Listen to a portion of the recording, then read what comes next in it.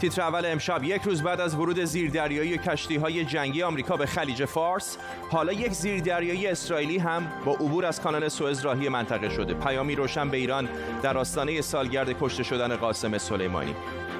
علی مطهری نایب رئیس پیشین مجلس شورای اسلامی میگوید بودن در فهرست سیاه FATF سهم واکسن کرونا ایران را باطل کرده. هزینه‌های مقاومت ایران برای نپیوستن به FATF چیست؟ و 20 سال تلویزیون‌های فارسی زبان خارج از کشور زیر ذره‌بین. شبکه‌های ماهواره‌ای چه تأثیراتی روی زندگی و ذهنیت مردم ایران داشتند؟ به تیتر اول خوش آمدید.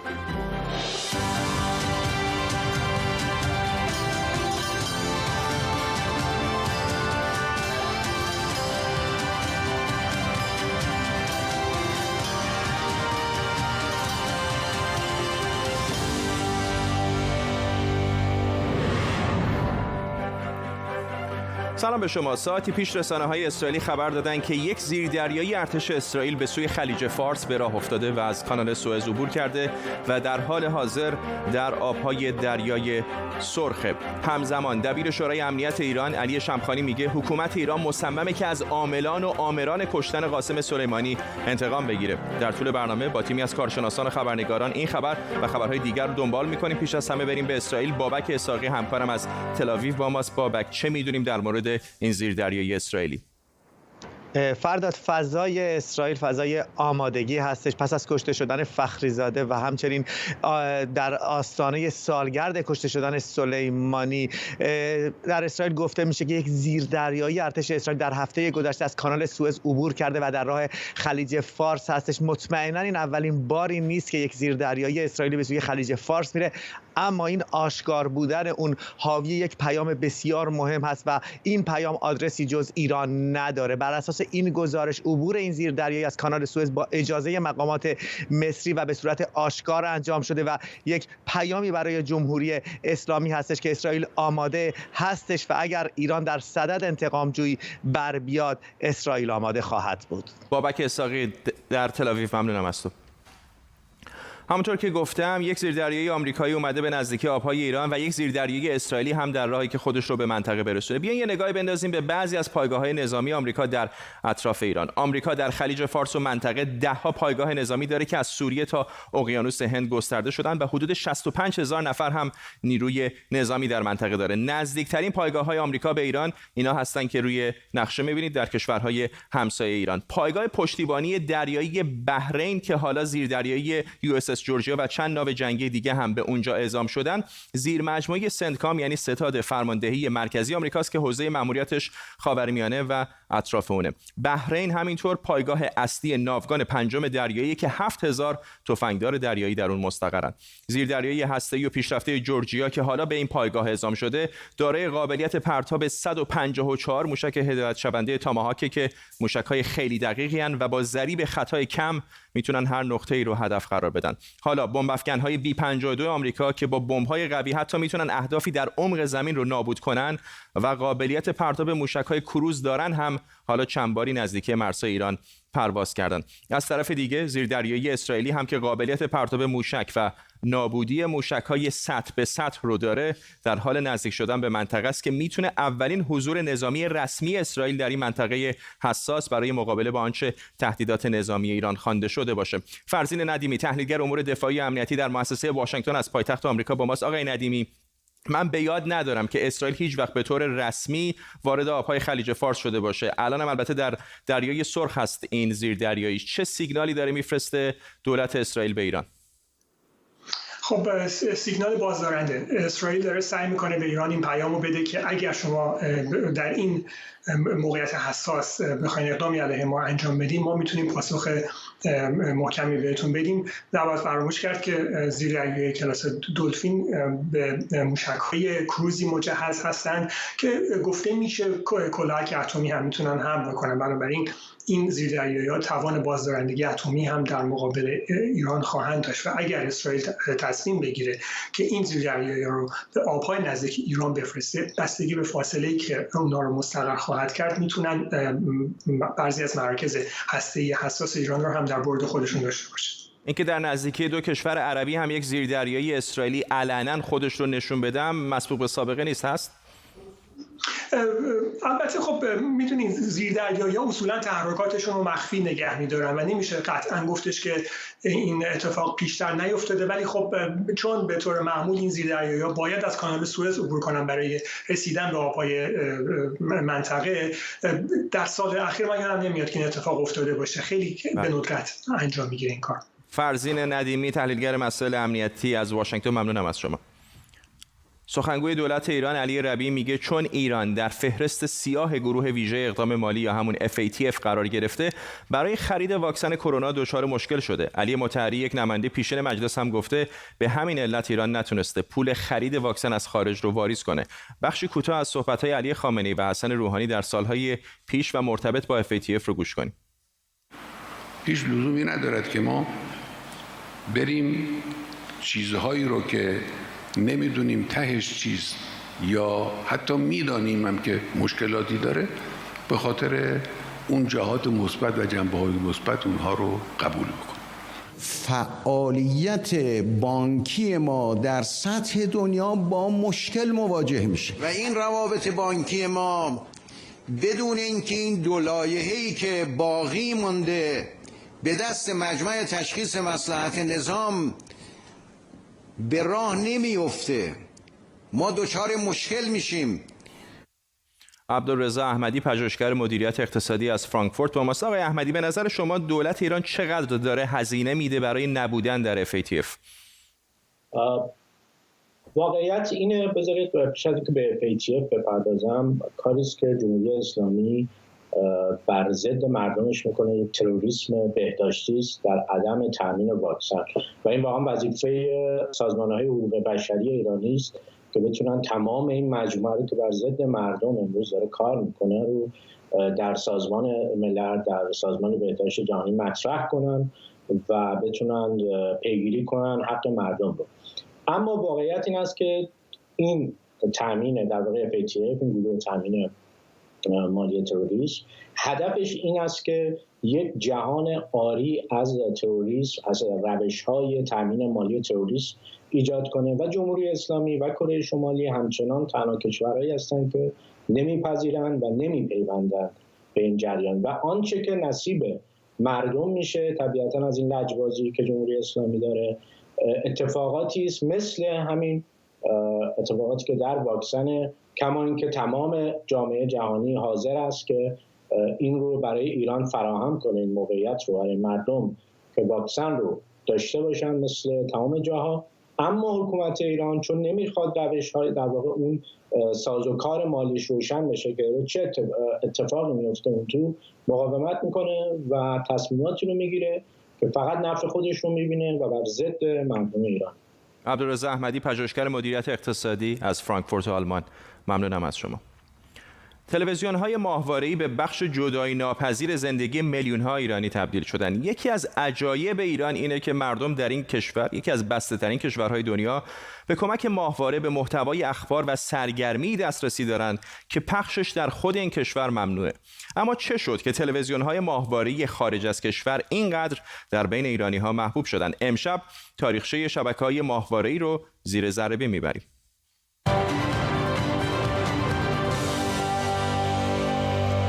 20 سال از شروع کار شبکه‌های تلویزیونی فارسی زبان ماهواره میگذره. اولین برنامه‌های فارسی که از طریق ماهواره و از خارج ایران به داخل مخابره می‌شدن مربوط میشه به تلویزیون سیمای آزادی متعلق به سازمان مجاهدین خلق و برنامه هفتگی میزگردی با شما که هفته یک بار جمعه‌ها از صدای آمریکا پخش می‌شد.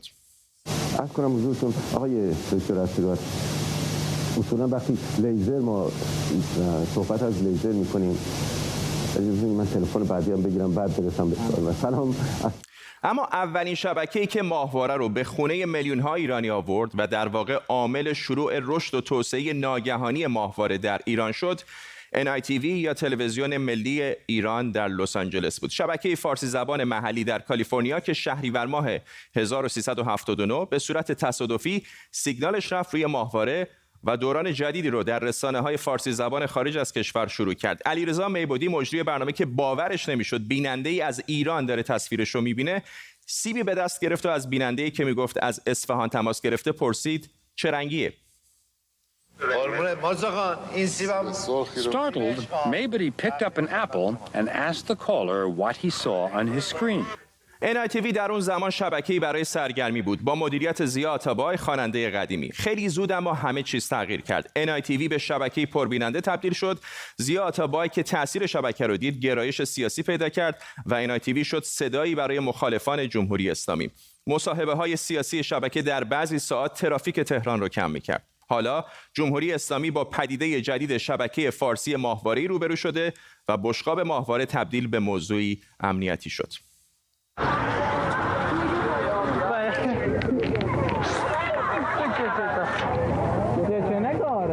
موفقیت NITV توجه چهره‌های رسانه‌ای و صاحبان کسب و کارها رو جلب کرد و طولی نکشید که شبکه‌های لس آنجلسی یکی بعد از دیگری ظاهر شدند. ITN حمید شبخیز، پارس امیر شجره، کانال 1 شهرام همایون، تپش علیرضا امیرقاسمی و ده‌ها شبکه ریز و درشت دیگه.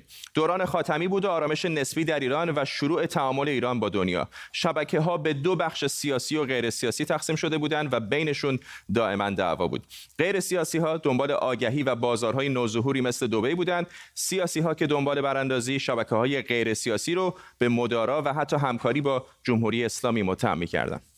مثل ماها که خانوادگی جنس موهامون خرابه. عین مثلا بوی گربه میمونه موهای ما، اصلا خوب نیست. باورتون نمیشه راستش رو فعالیت‌های بخش فارسی صدای آمریکا تو همین موقع زیاد میشه یک شبکه ماهواره 24 ساعته با کلی برنامه‌های رنگارنگ. منابع مالی و فنی و حرفه‌ای صدای آمریکا رقبای لس آنجلسی رو تا اندازه زیادی به حاشیه کشوند، ولی رقابت ادامه داشت. در بیرون از آمریکا هم تک و توک شبکه‌هایی به وجود اومد مثل PMC که موسیقی پخش می‌کرد تا دی ماه سال 1387.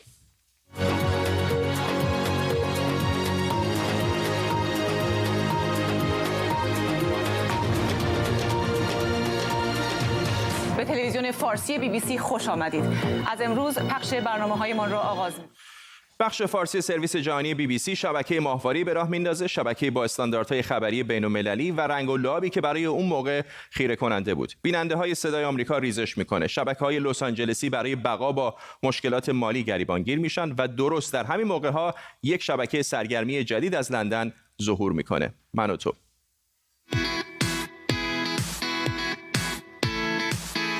شروع شه.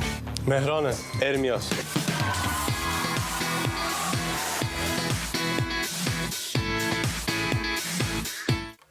شبکه‌ای با مدیریت کیوان عباسی، کسی که خودش مدت‌ها در شبکه‌های لس آنجلسی کار کرده بود و نقاط ضعف و قوتشون رو میدونست. BBC و من و تو یک کتاز شبکه‌های ماهواره فارسی زبان شدند. به مرور شبکه‌هایی مثل جم و فارسیوان از دبی با موسیقی و سریال‌های از آمریکای جنوبی و کره و ترکی هم بخش دیگری از بیننده‌ها رو به خودشون جذب کردند و شبکه‌های لس آنجلسی از قافله رقابت عقب موندن. نهادها و دولت‌های خارجی توجهشون به این بازار بکر و بیننده‌های مشتاق که در داخل به رسانه‌های آزاد دسترسی نداشتن جلب شد. شبکه‌های فارسی زبان که با بودجه‌های خصوصی و کوچیک در لس آنجلس شروع به کار کرده بودند، حالا عمدتاً در دست شرکت‌های بزرگتری بودند که از لندن و با بودجه‌های کلان بیننده فارسی زبان رو مسحور تلویزیون کرده بودند. ما شما را به جای جای آمریکا می‌بریم تا در این رویداد تاریخی سهیم شوید. 14 آبان روزی است سرنوشت ساز و فراموش نشدنی. آینده ایران در فردای انتخابات آمریکا. و حالا 3 ساله که این شبکه ایران اینترنشنال هم به یکی از بازیگران اصلی در رسانه‌های فارسی زبان خارج از ایران تبدیل شده و نخستین شبکه خبری فارسی زبان خارج از کشوریه که 24 ساعته برنامه داره. به قول انگلیسی‌ها فیل در اتاق منابع مالی و سیاست‌های این شبکه هاست که حالا عمده‌شون یا دولتی ان یا خصوصی ولی با حامیان مالی مختلف. در خلأ رسانه‌های آزاد در ایران اما این شبکه‌ها دریچه‌ای برای ایرانیان داخل کشور هم به جهان بیرون و هم به رهبرانشون باز می‌کنه که بیشتر ببینن و بدونن. اما به قول رابرت هاینلاین چیزی به اسم نهار مجانی وجود نداره.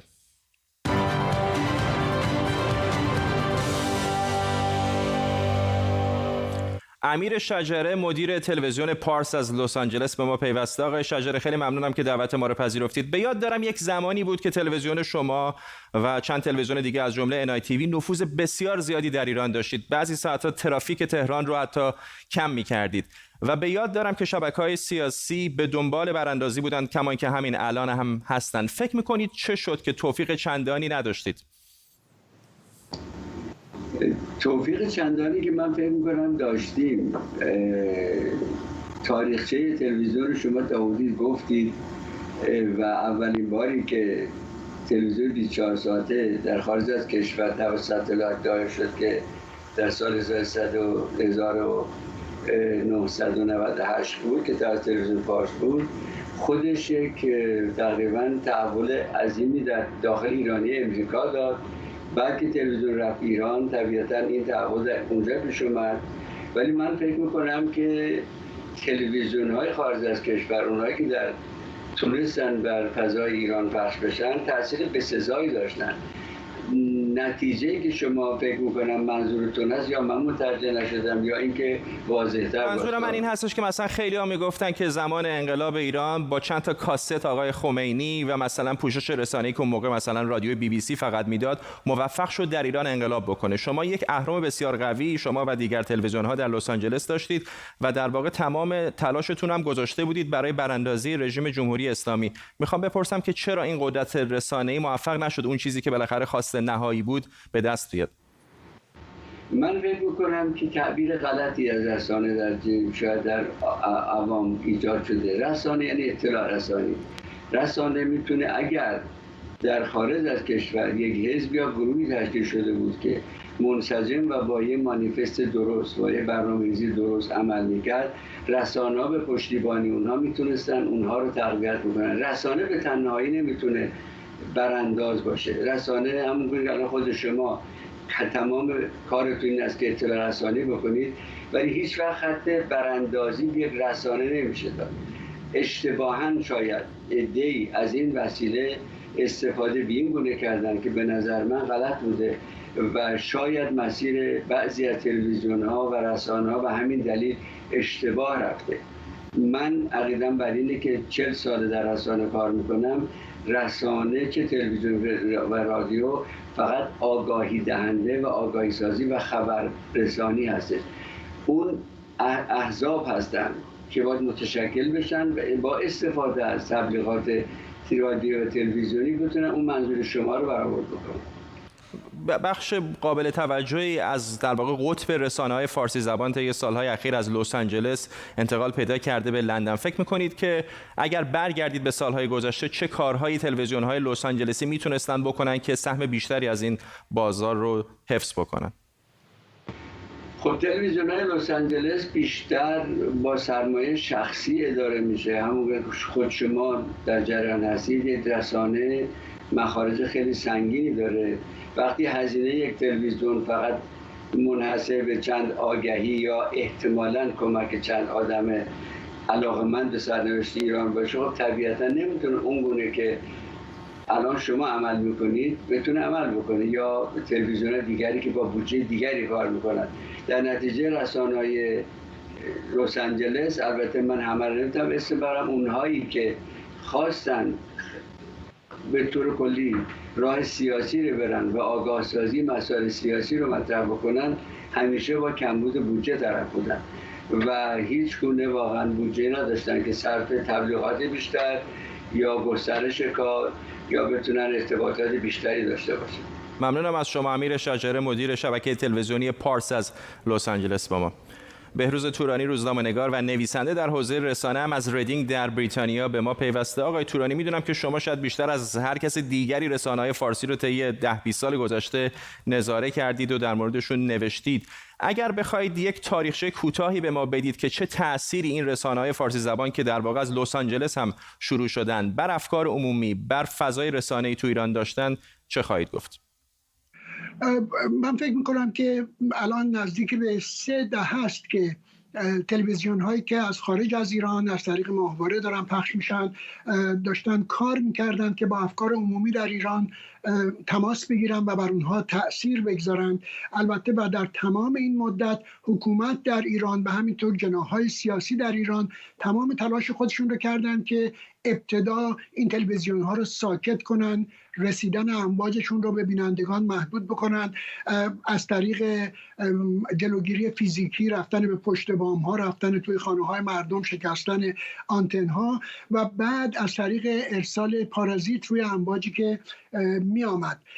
ولی الان بعد از سال 2009 که همونطور که آقای شجره گفتند و شما فرمودید تلویزیون ها بیشتر به جنبه سیاسی پیدا کردند، حکومت ایران و همینطور جناح‌های سیاسی هم برخورد سخت افزاری خودشون رو با تلویزیون‌های ماهواره‌ای کم و بیش کنار گذاشتند و نوعی برخورد نرم افزاری و امنیتی در پیش گرفتند، به این ترتیب که دلشون میخواد و البته تلاش میکنن و تلاش کردن که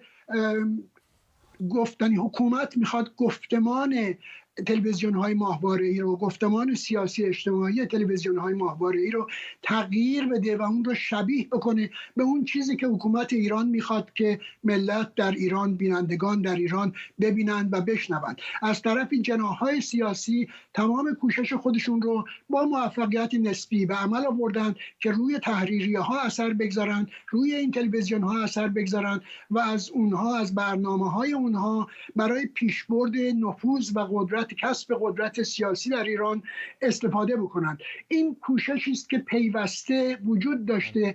در عین حال در یک دوره‌ای تا 2009 به خصوص جنبه سرگرمی، بعد از 2009 هم جنبه سرگرمی ادامه پیدا کرد و بعد از اون جنبه سیاسی تأثیر بسیار زیادی روی جامعه ایران گذاشته، جامعه رو به طوری تغییر داده که گاهی موجب هراس حکومت شده، به طوری که گاهی آرزو میکنه که بتونه یک خاموشی رسانه‌ای ایجاد کنه و گاهی البته شاید در تمام این 3 دهه 2 شب 3 شب توانسته خاموشی نسبی ایجاد بکنه.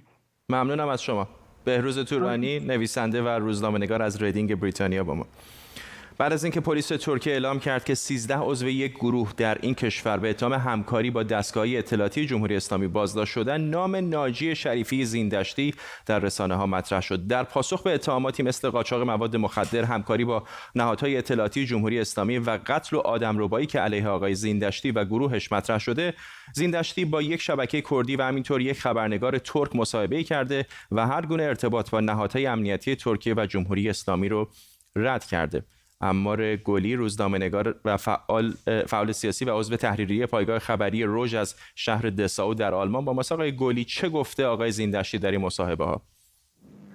در حقیقت در 3 تا مصاحبه که با آقای سعید صفا که به دلایل امنیتی از ترکیه خارج شده الان در کانادا است، تو این 3 تا مصاحبه به تمام اتهاماتی که در این چند سال متوجهش بوده پاسخ داده و تقریبا من میتونم بگم به ذرس قاطع تمام اتهامات رو رد کرده و در بعضی از این اتهامات میگه که حکم دادگاه صادر شده، من تبرئه شدم، در بعضیشون میگه که هنوز دادگاه تشکیل نشده و در بعضی دیگه میگه هیچ اتهامی متوجه من نیست و به نوعی این یک جریان رسانه‌ایه که علیه من شکل گرفته در صورتی که نه در سیستم قضایی ترکیه و نه از سوی مقامات ترکیه هیچ اتهامی علیه ایشون مطرح نشده. در ایران هم یعنی همین ادعا رو برای ایران هم میکنه و مدعی هستش که در ایران هیچ پرونده قضایی علیه اون نیست و اشاره کرده که بالاخره این ثروتی که بالاخره در شبکه‌های اجتماعیش مشخص هست داره از کجا به دست آمده؟ در حقیقت ایشون دیروز مصاحبه کرده با شبکه رودا و در این مصاحبه میگه من در زمینه انرژی های تجدیدپذیر، انرژی خورشیدی و باد به اضافه اینکه در مسئله هتلداری و ساختن هتل و مدیریت هتل سرمایه گذاری کرده و همچنین ادعا کرده که چند تا کارخانه تولید قطعات ماشین داره که این قطعات رو به کشورهایی مثل آلمان صادر میکنن. یک نکته مهمی که در مصاحبه با آقای سعید صفا داشت این بود که ایشون به اتهامی که در مورد ارتباط داشتن به سازمان امنیت ملی ترکیه میت جواب میده، میگه آقای هاکان فیدان رئیس این تشکیلات میت به نوعی فامیل ناجی سردشتی حساب میشه و ایشون میگه بله من با ایشون دیدار داشتم ولی در هیچ زمینه‌ای با هیچ سازمانی در ترکیه و در ایران همکاری نکردم و یک تاجر ساده هستم که تاب دیدن موفقیت من رو ندارم. عمار گلی، دردسرای آلمان، ممنونم از شما. پیش از پایان برنامه تصاویری داریم که کمی پیشتر از مراکش مخابره شده. همونطور که می‌بینید جرارد کوشنر داماد و مشاور رئیس جمهوری آمریکا به این کشور سفر کرده، به پایتخت مراکش رباط، همراه با نخست وزیر اسرائیل بنیامین نتانیاهو. همونطور که حتما در جریان هستید مراکش هم یکی از دیگر کشورهای عربی هستش که در هفته‌های اخیر روابطش رو با دولت اسرائیل به حالت عادی تبدیل کرده. این در پی تغییرات عمده در خاورمیانه است. همونطور که میدونید بحرین و امارات متحده عربی هم از اولین کشورهایی بودند که روابطشون رو با اسرائیل عادی کردن. به این ترتیب میرسیم به پایان تیتر اول امشب. ممنون از همراهیتون. تا فردا، بدرود.